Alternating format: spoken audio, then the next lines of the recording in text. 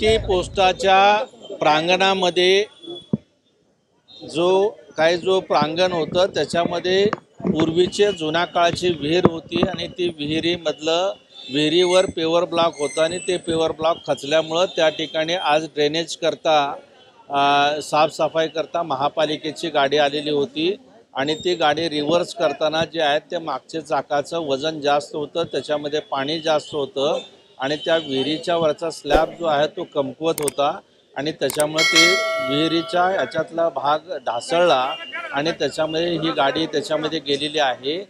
जे सगळीकडे जे सांगितलं जातं आहे की रस्ता आणि ह्या प्रांगणाचा कुठलाही संबंध नाही।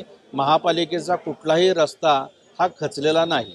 आपल्या मॅपिंग मध्ये विहीर दिसते का? विहीर आहे का? तुम्ही कंपनीत सांगू शकता का विहीर होती? आता याच्यामध्ये जे आहे की प्राथमिक जो अंदाज आहे आणि त्याचा जर हे बघितलं तर ते सर्क्युलर आहे, गोलाकार आकार आहे आणि त्या विहिरीचे तसे त्याच्यामध्ये अवशेष दिसत आहेत, त्याच्यामुळे त्या ठिकाणी पूर्वीची विहीर असावी। अधिक आणखीन सखोल चौकशी करून त्याची कारण मीमांसा देखील केली जाईल।